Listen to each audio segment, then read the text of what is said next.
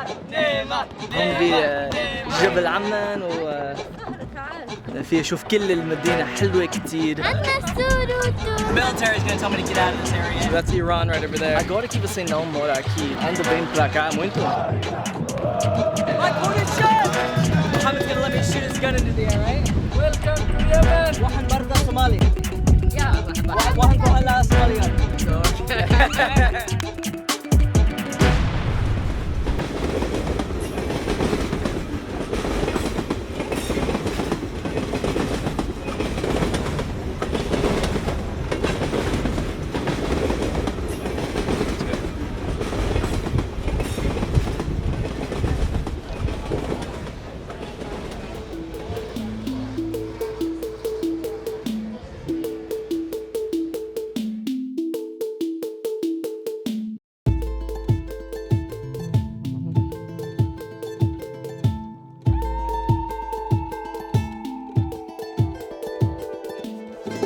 It isn't the mountains ahead that wear you down.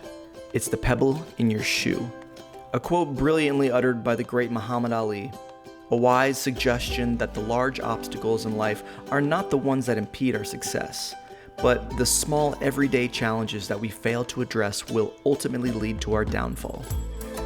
Speaking of pebbles, currently I'm roasting in the unforgiving Caribbean sun on the back of a dirt bike. My ability to ever have children likely compromised as we bounce and swerve palm branches and Yeti-sized potholes along this beautifully secluded country road on an island 20 miles northwest of Georgetown, Guyana's largest and capital city.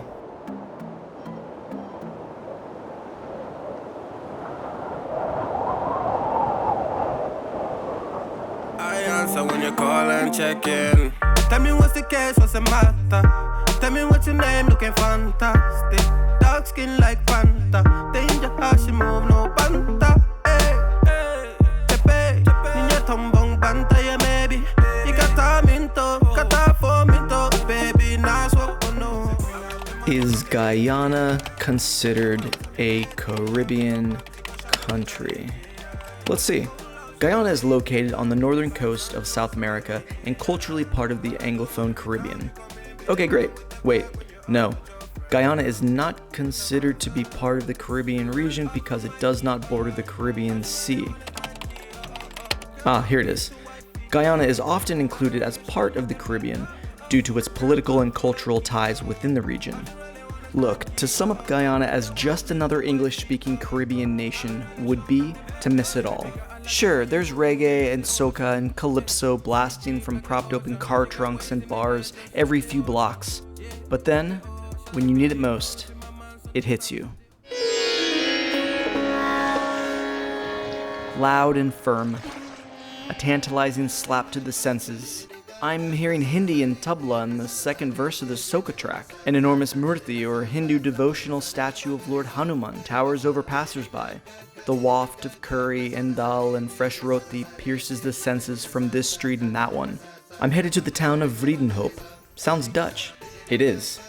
A kaleidoscope of cultures, religions, and influences, Guyana is roughly 40% Indo-Guyanese, 30% Afro-Guyanese, and the rest Amerindian and mixed ethnic groups. First colonized by the Dutch, it came under British control in the early 1800s and was governed as British Guyana until the 1950s, when a constitution was formed, eventually leading to the country's independence in 1966. That British influence can still be felt and seen today. Guyana, one of the two countries on the continent driving on the left side of the road, and cricket, the country's most popular sport. But somewhere far from Georgetown at some distant time, a young boy named Elton was likely handed a cricket bat in a pickup match with his friends. And for his tender hands at that age, the answer was not that. It was a bag, and gloves, and Muhammad Ali. And this is where our story begins.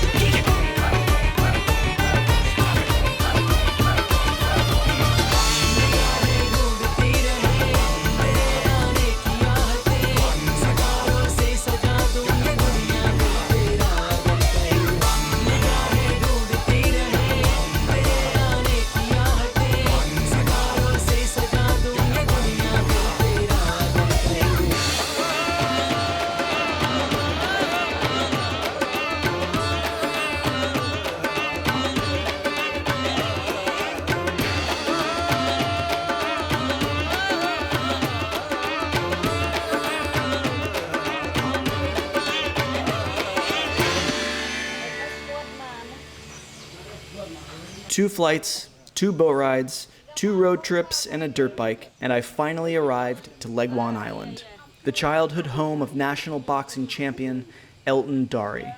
No, not this guy. This guy.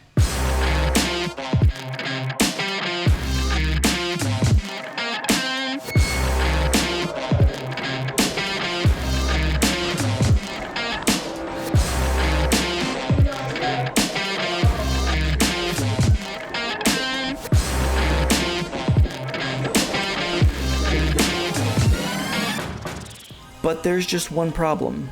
Elton's not here. I had a chance to meet some of Elton's family and learn about the joys and struggle when he was a boy playing around these parts. I learned that as he grew older, his family was forced to make a decision, whether to stay or leave this all behind and start their life again from scratch. For a 12-year-old Elton, it meant giving up his friends, his home, his country, and starting again in the largest, loudest, wildest place on earth. A concrete jungle where dreams are made of, where big lights inspire you. And Jay-Z crushed that next verse, but totally forgot to mention Richmond Hill, Little Guyana, New York City. And that is where I'm headed.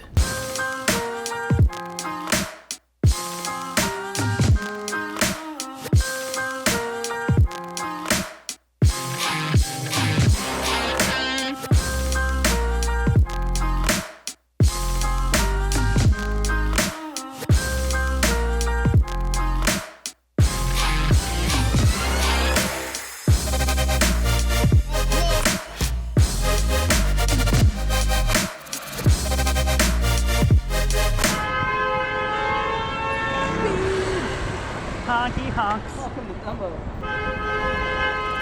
2,000 miles later, and I've arrived in my former home, Brooklyn, New York. I'm here meeting Elton at his gym, Gleason's, the oldest acting boxing gym in the US, and home to legends like Mike Tyson and Muhammad Ali. Elton holds many boxing titles, including the Guyana national title, the WBC Caribbean, IBF Intercontinental, WBU American, WBC Fecker Box, and WBA Fedicentro title. Yeah, many titles. I thought it might be amusing to get my face pounded in the ring with him, sacrificing my body for some good B-roll and great television. But I need to be semi-coherent for this interview. What got me into boxing? The neighborhood, the lifestyle in the neighborhood with the kids, and always a fight, always some problems somewhere, and I was watching fights, and kind of felt like I'm gonna be good at this, because getting hit with bare knuckles on the street, I took them very well. I'm like, okay, maybe this boxing thing, I should give it a try. Being Indo-Guyanese in the hood wasn't really a fun thing, It was just people overlook you, never think much of you really. Think you're soft, think you're a punk, think it's an easy day for them. But I had to show them that, I'm not just gonna get stepped on, I'm gonna show you and, I'm gonna prove you wrong. So it also motivated me to go harder with everything I do.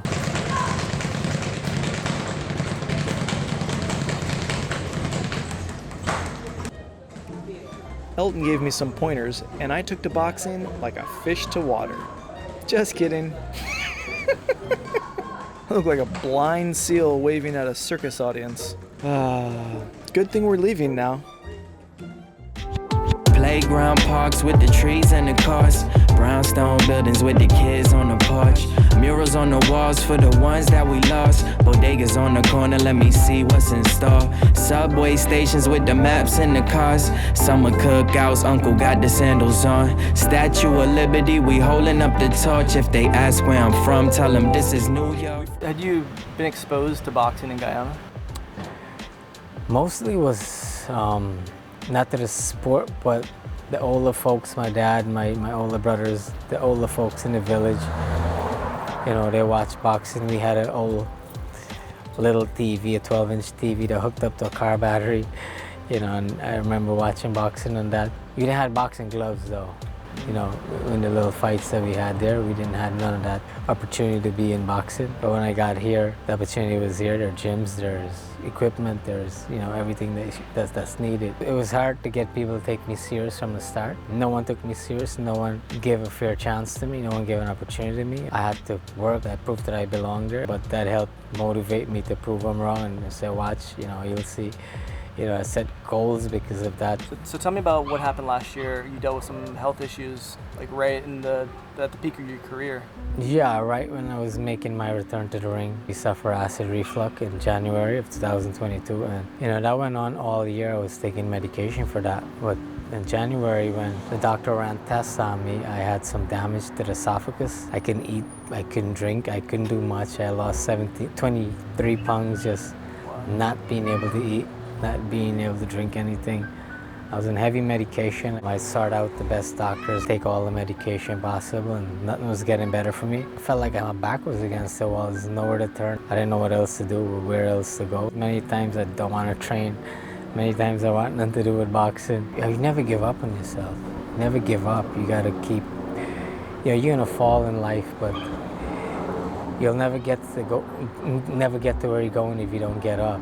If you keep going, you'll get to where you're going. Up to you to do what you believe you can do, and you gotta be willing to make sacrifice. You gotta be durable and work hard. Be determined. Every year, I fast and pray the first 2 weeks of the year. My mom invited me to church. She asked me to go to church with her, and I did. And 2 weeks into that, my acid reflux was completely gone, and my esophagus was completely healed, and I stopped taking medication. I'm totally healed. If I wasn't healed from that, I don't think I would have been sitting here talking to you. I keep proving myself by not giving up early, and that's why I'm here. I'm just not giving up.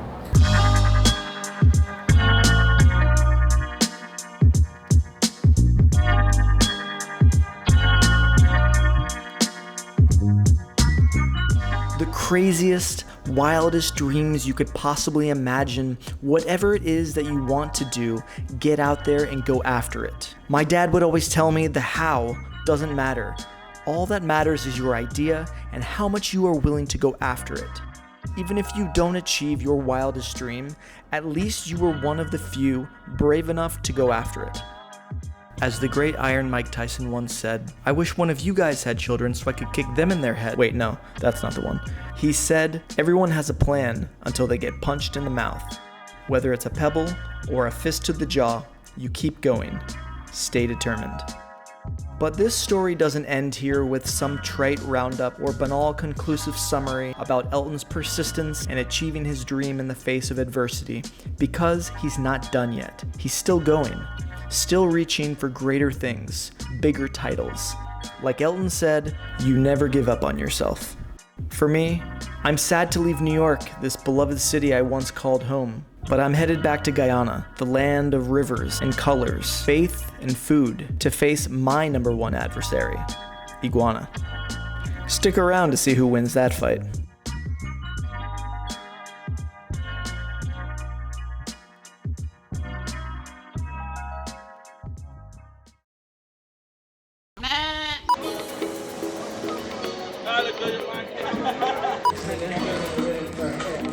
You do good with him, yeah.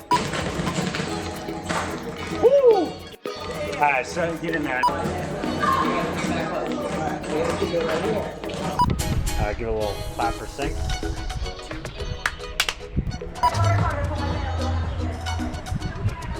Yeah, and I'll just follow you guys with some more B-roll.